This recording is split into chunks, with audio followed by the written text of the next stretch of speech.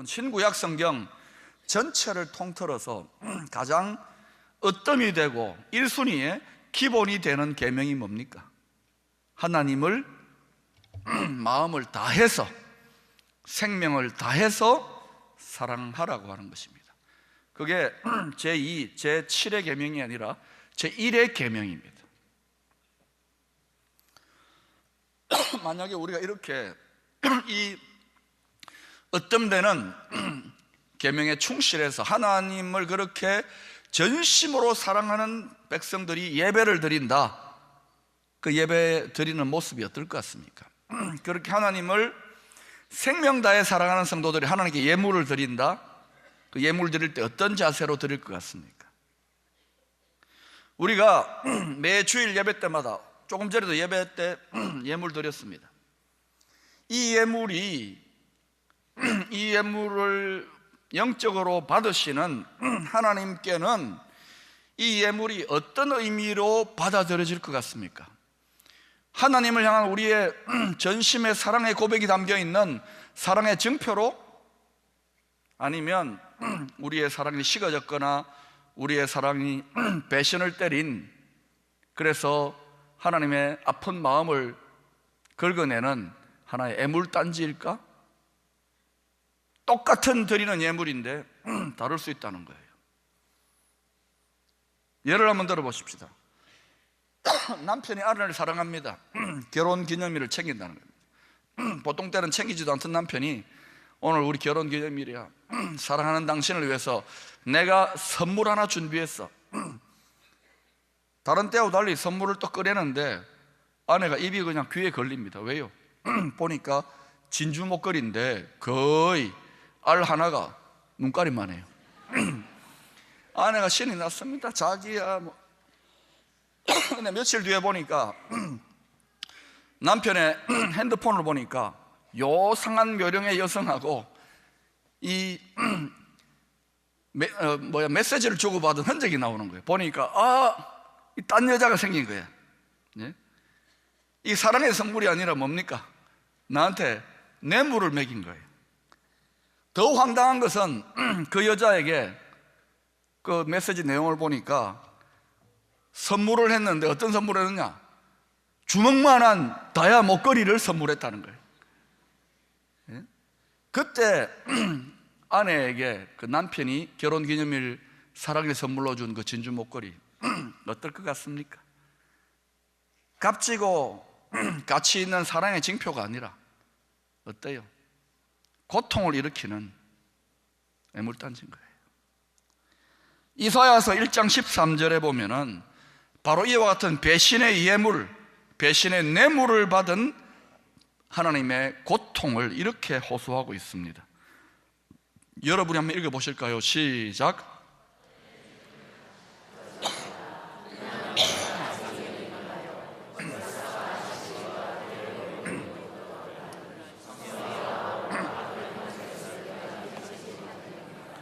당시 이스라엘 백성들 여호와 하나님의 성전에 가서 제사 지내고 예물도 드렸습니다. 그러나 동시에 그들이 마음에 들어하는 우상에게 가가지고 거기에는 막 주먹만한 다이아를 드린 거예요. 그러니 하나님 마음이 어떨 것 같아요?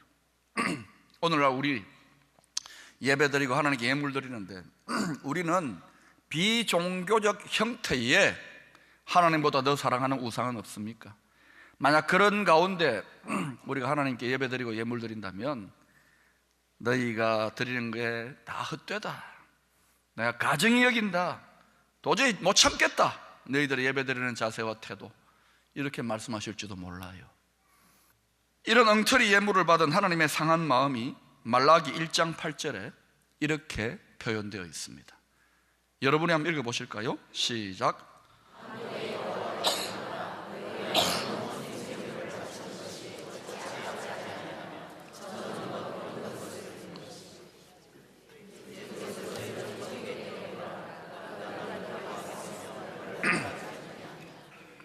여러분, 하나님께는 온전하고 귀한 것을 드려야 되는데 눈 빠진 것 드리고 저는 그 병든 것 드리는 거예요. 먹지도 못하는 것. 그런 걸 총독에게, 높은 사람에게 드려보라. 기쁘게 받겠느냐는 거예요. 우리가 하나님께 드리는 예물, 단순한 물질이 아닙니다. 거기에는 하나님을 향한 우리의 마음, 하나님은 우리의 사랑, 하나님께 드리는 우리의 믿음의 고백이 숨어 있다는 걸 아셔야 됩니다. 오늘 예수님은 예루살렘 성전에서 백성들이 헌금하는 모습을 관찰하고 계십니다. 똑같은 사건을 다루고 있는 마가복음 12장 41절을 살펴보면 이 장면을 더 생생하게 떠올릴 수 있어요. 예수께서 헌금함을 대하여 앉으사, 헌금함 맞은편에 예수님 앉아 계시는 거예요. 수많은 무리들이 어떻게 헌금함에 돈 넣는가를 보실새 여러 부자는 많이 넣는데, 당시 예루살렘 성전에는 나팔꽃 모양의 13개의 헌금함이 있었습니다. 그리고 그 각각의 헌금함은 제사장 한 사람씩 나와서 지키고 서 있는 거예요. 여러 가지 목적이 있겠죠. 헌금함 갖고 누가 도둑놈이 튈지도 모르고, 또 어때요? 거기에 딱 서 있으면은 이 헌금함에 오는 사람들이 헌금을 할 때 무언의 압력입니다. 많이 넣어서 하고 압력을 넣을 수도 있겠지요. 자, 여러분, 유월절이라고 하는 가장 큰 종교적인 이스라엘 사회의 명절 절기입니다. 이걸 지키기 위해서 전국 전 세계에서 하나님을 섬기는 많은 순례객들이 예루살렘, 특별히 예루살렘 성전으로 모여듭니다. 입추에 8시 바글바글 할 겁니다. 거기에 13개 헌금함이 있는데 헌금을 하나씩 넣는 거예요. 돈이 많지 않은 사람은 한두 군데 그냥 넣고 가겠죠. 각각 용도가 다르니까. 그러나 당시에 부유하고 그 유대 사회의 유력 인사들, 능력 있고 실력 있는 사람들은 제사장들과 수많은 사람들 앞에서 자기의 신앙심을 과시할 수 있는 절호의 기회인 거예요. 그래서 어때요? 제법 뭉칫돈을 준비해가지고 13개의 봉투를 해가지고 헌금함 하나하나 앞에 가가지고 천천히 해야 됩니다. 탁 정성껏 넣고는, 뒤에 잘 보나 이렇게 보고 넣고는, 그 다음에 지키고 있는 제사장에게 탁 인사하고 악수를 건네고, 그 다음 두 번째 코스로 가서 탁 넣고, 많은 사람들이 그 모습을 보고, 이야, 저 사람, 저 유력 인사, 저 부자는 많이 넣네, 참 믿음 좋네, 그럴 거예요. 그 제사장들도 어때요? 야, 훌륭해, 믿음 좋네, 그럴 겁니다. 사람들은 다 겉모습, 사람들은 헌금에 많고 적음의 액수를 봅니다. 그런데 왜 예수님이 지금 헌금함 앞에 앉아서, 경건하고 거룩하신 하나님이신 예수님이 헌금함 앞에 앉아서 사람들이 어떻게 헌금하나, 얼마나 넣나, 왜 이걸 보고 계십니까? 예수님이 살림살이가 좀 어려워져서 그렇습니까?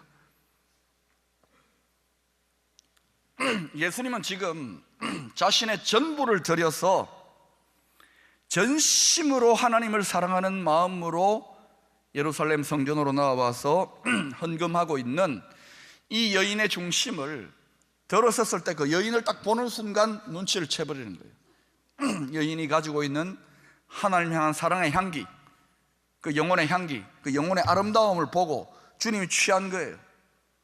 주님이 흥분한 거예요. 주님이 지금 감동 먹은 거예요.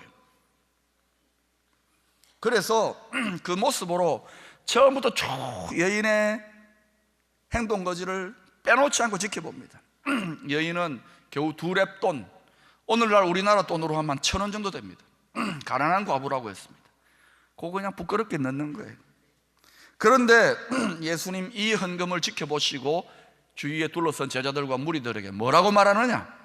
누가복음 21장 3절에 보니까 이 가난한 과부가 다른 모든 사람보다 많이 넣었도다. 액수를 본 게 아닙니다. 많이 넣었도다. 이 여인이 전심으로 하나님을 사랑하는 그 중심을 인정해 주신 거예요. 또 누가복음 21장 4절에 이렇게 말합니다. 이 과부는 그 가난한 중에서 자기가 가지고 있던 생활비 전부를 넣었느니라. 넣어도 되잖아요. 이렇게 힘들고 가난한데. 지금 헌금하고 있는 수많은 무리들, 부자들 포함하여 수많은 예루살렘 성전 방문객들 중에서 이 여인이 가장 많이 넣었다. 사랑하는 여러분, 성경은 하나님께서 그 불꽃 같은 눈으로 만물을, 모든 사람의 심령을 감찰하신다 그래요. 하나님은 감출 자가 없습니다. 자, 그런데 이런 하나님이 모든 우주 만물과 무사람들의 심령을 감찰하시다가 확 하고 시선 고정, 채널 고정을 시키는, 하나님의 눈길을 사로잡는 그런 사람들, 특별한 사람들이 있습니다. 어떤 사람들일까요? 바로 하나님을 전심으로, 마음을 다해, 생명을 다해 사랑함으로 신령과 진정으로 드리는 예배자들. 요한복음 4장에 보니까 하나님이 그런 신령과 진정으로 드리는 예배자들을 간절히 찾고 계신다 그러잖아요. 다 예배 드리는데, 형식적으로 적당하게 드리는데, 이 가난한 과부는 자기 전부를 드리는 심정, 자기 생명을 드리는 심정으로 예배당에 들어온 거예요. 하나님 눈이, 예수님 눈이 커졌습니다. 저 여인이? 그래서 이 헌금함 앞에 앉아가지고 그 여인을 보기 위하여 계시는 거예요. 예수님 헌금 계산하려고 앉아있는 게 아닙니다. 사랑하는 여러분, 우리 예수님, 우리가 어떤 믿음 상태에 있고 우리가 어떻게 예배드리는지 예수님 다 환하게 보이십니다.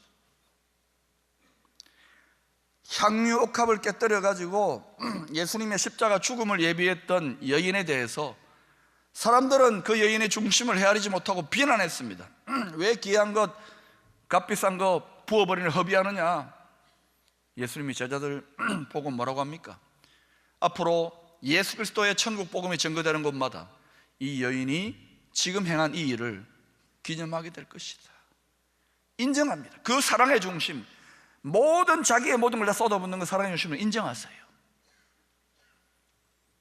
13년째 혈루병 든 여인이 있습니다. 예수님이 수많은 무리들에 둘러싸여가지고 막 앞서거니 뒤서거니 가고 있습니다.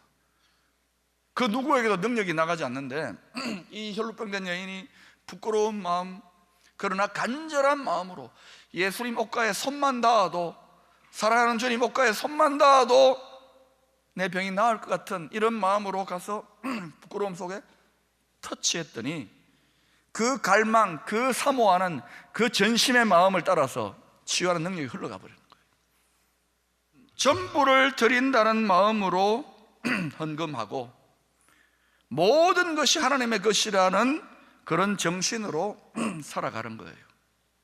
이렇게 할 때 이것이 주님의 나라와 주님의 의를 구하는 성도의 천국적인 라이프 스타일이 되는 거예요.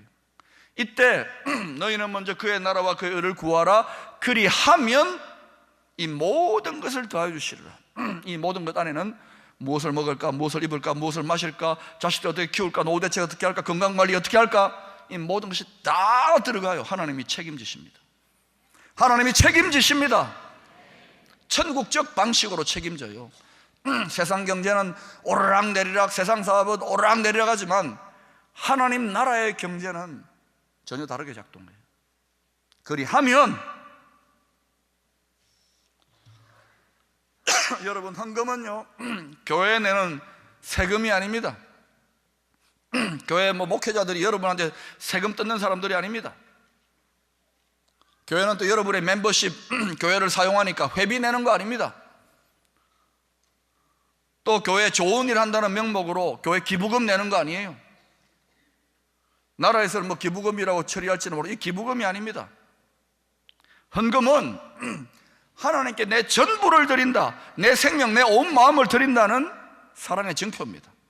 제1계명, 마음을 다해 목숨을 다해 주 너희 하나님을 사랑하는 증거로서 드리는 내 사랑하는 주님을 향한 사랑의 증표예요.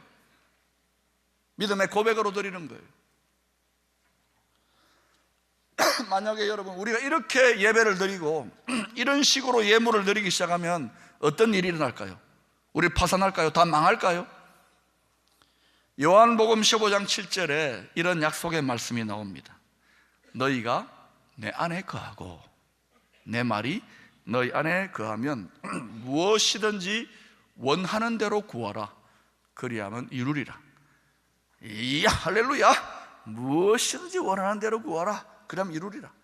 이야, 이거야말로 만사형통이네. 이야, 할렐루야. 사랑하는 여러분, 이 약속은 사실상 그 성도에게 백지 수표를 딱 내주는 거예요, 하나님이. 그리고 네가 원하는 소원 그 위에 써봐, 다 들어줄게, 이 말입니다. 하나님도 능력이 있잖아요. 여러분, 이 약속을 여러분 모두가 다 맛보셨습니까? 이 약속은 도대체 누구에게 응하게 될 약속인 것 같습니까? 너희가 내 안에 거하고 내 말이 너희 안에 거하면, 여기에 실마리가 있는 거예요. 너희가 내 안에 거하고 내 말이 너희 안에 거하면, 다시 말하면 하나님하고 우리하고 예수님하고 우리하고 일치, 합일, 마음이 하나 되어질 때, 싱크로율, 동일율이 하나 되어질 때, 그때 어떤 일이 합니까? 주님을 전심으로 사랑하는 자, 마음을 다해 생명을 다해 사랑하게 되면 주님의 소원이 나의 소원이 되지요. 또 주님을 생명 다해 사랑하는 사람은 나의 소원이 누구 소원 됩니까? 주님이 소원 돼요. 여러분의 소원 다 있죠? 그 주님의 소원인지 한번 알아보세요. 일치율이 너무 떨어져요. 주님의 소원, 주님의 소원, 내 소원, 내 소원. 주님의 소원과 나의 소원이 하나 되는, 너희가 내 안에 가고 내 말이 너희 안에 가는 일치율이 높아지면 어떻게 되느냐? 그러면 하나님이 감동을 먹어요. 하나님의 시선을 끌어요. 가나안 여인처럼. 그때 백지수표가 위임됩니다. 솔로몬 왕이 즉위한 지 얼마 안 되어가지고 변질되기 전에 솔로몬 왕이 하나님 앞에 왕인데 1000번째 황소 1000마리를 갖다 바쳤습니다. 하나님이 야, 누구도 황소 1000마리 나한테 안 갖다 바쳤는데 이야, 내가 배불리 잘 먹었다, 그래서 감동했습니까? 아닙니다. 왕인데도 예배가 그때 당시에 짐승 잡아드리는 게 얼마나 힘들고 귀찮습니까? 그런데도 솔로몬이 다윗의 아들로서 하나님을 간절히 사랑하고 생명 다해 전심으로 하나님 뜻을 받들려는 그 초심이 있었던 거예요. 하나님이 그 예배, 그 예배자의 마음, 그 생명 다한 마음을 전부 다를 드리는 그 마음을 받으시고 하나님이 솔로몬에게 백지 수표를 내주는 거예요. 네 원하는 소원이 뭐냐? 다 들어줄게. 그때 솔로몬이 무엇을 구하던가요? 드디어, 아싸. 그리고 어때요? 돈벼락을 좀 떨어뜨려 주십시오. 금덩어리로 지어진 집을 주십시오. 아닙니다. 그때 무엇 구했습니까? 하나님, 나는 연소하기 때문에 연약해요. 그래서 이 큰 나라를 하나님의 뜻대로 다스릴 수 있는 지혜를 주세요. 이랬더니 하나님이, 그러면 그렇지, 어떻게 그래? 너는 소원하는 게 내가 소원하는 거 똑같냐? 내 마음에 쏙 빼다 박았다. 그러니까 어때요? 지혜만 구했는데 하나님이 부와 기와 몽땅 다 쏟아붓잖아요. 몽땅 다 쏟아부어. 우리가 하나님 아버지의 자녀라면서요. 하나님 아버지는요, 우리를 쏟아 부어주고 싶어서 안달나신 분입니다. 믿지를 않으시네, 경험이 없으니까. 그런데 왜 쏟아붓지 못하는지 아십니까? 하나님의 마음과 내 마음이 일치가 아닌 거예요. 너희가 내 안에 가고 내 말이 너희 안에 거하는 게 아닌 거예요. 하나님 따로 내 따로예요. 주님의 나라와 의는 뭐, 주님의 뭐 마음은 뭐, 내 소원, 내 집착, 내 필요, 내 욕심 지금 채워주세요. 이러니까 욕심 꾸러기인 거야. 기도 많이 하고 연봉 많이 하고 예배 많이 드려도 하나님은 가정스럽다, 야 괴롭다, 그러고는 자기가 제일 예수 잘 믿는 줄 알아. 하나님의 마음을 좀 살펴보자니까요.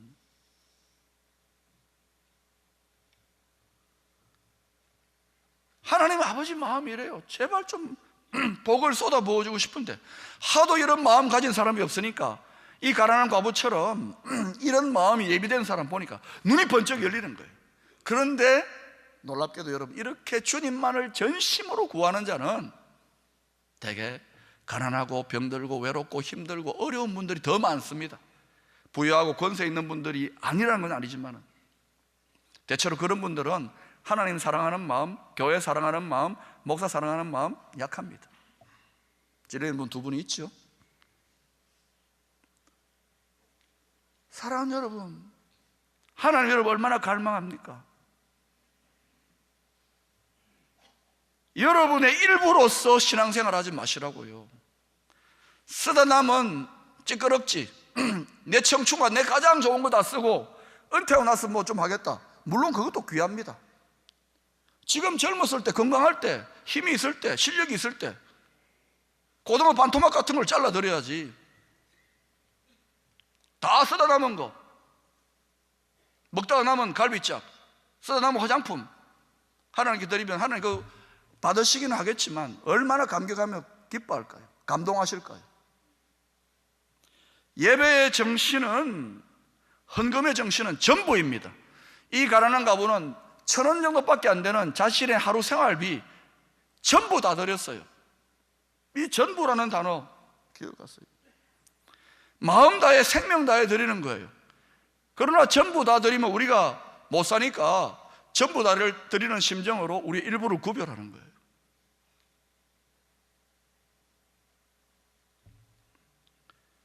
하나님이 나의 전부가 될 때 우리 모든 일이 하나님의 전부가 됩니다.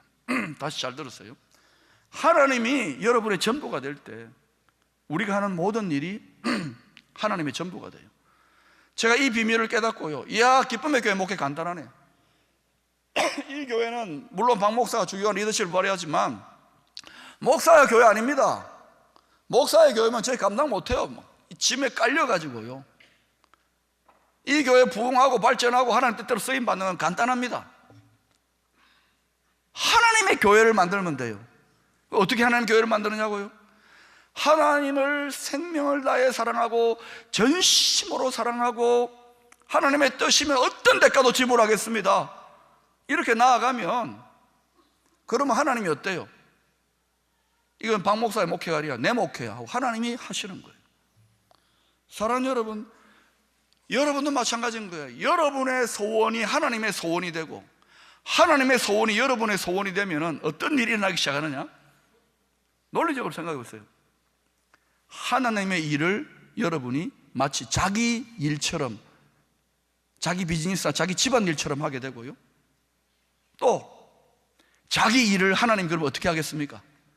하나님의 전부 다 내 일처럼 그렇게 하나님 하시는 거예요. 어떤 성도는 손대는 것마다 다 되는 거야. 근데 똑같이 예수 믿는데 어떤 성도는 손대는 것마다 안 된다고. 그런 분들 있잖아요. 안 돼, 예수 믿고 복 받아보려고 왔는데 만사형통이라 그러는데 다 막 인생 채찍 사람 막대기로 깨지고 얻어맞고. 왜 그런지 아십니까? 하나님 여러분을 버린 게 아니에요. 사랑하는 성도야, 내가 너의 전부가 되어야지만이 너의 모든 일이 내가 전부 다가 되고 너의 모든 일이 내가 축복하는 일이 된다는 거예요. 우리는 기복신앙이 아닙니다. 원리대로 되어지는 거예요. 여러분의 일을 하나님의 일로 만드시기를 축원합니다. 그러면 어떤 일을 하느냐? 하나님의 일치됨으로 동행하게 되면 어떤 일을 하느냐? 나가도 복을 받고 들어와도 복을 받고 자빠져도 500원짜리가 있고요, 잠들었는데 누웠는데 보니까 베개 밑에 10,000원짜리가 있어요. 남편이 라면 끓여 먹으라고. 그야말로 만복의 역사. 그 집 떡반죽이 복을 받고 그 공장이 복을 받고 그 밭이 복을 받고 만복의 역사가 일어나는 거예요. 근데 왜 이런 분들이 희귀합니까? 희귀합니까? 이 가난한 과부처럼 수많은 무리들이 나왔지만 웬만큼 다 예배드리지만 하나님이 눈이 번쩍 들, 예수님이 주목할 정도의 그런 예배자들, 신령과 진정으로 전심으로 생명을 다해 마음을 다해 기본 계명, 1계명, 으뜸 계명, 이 마음으로 예배드리는 예배자들, 이 마음으로 예물 드리는 하나님이 감동하는 성도들이 많지가 않다는 거예요. 그러니 우리 열심히 하면서도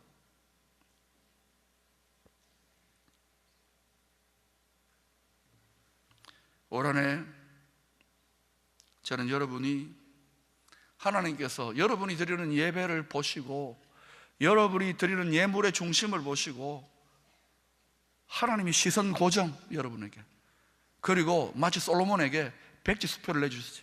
자, 여기 써봐라. 뭐든지 다 해줄게. 뭐든지 다 해줄게.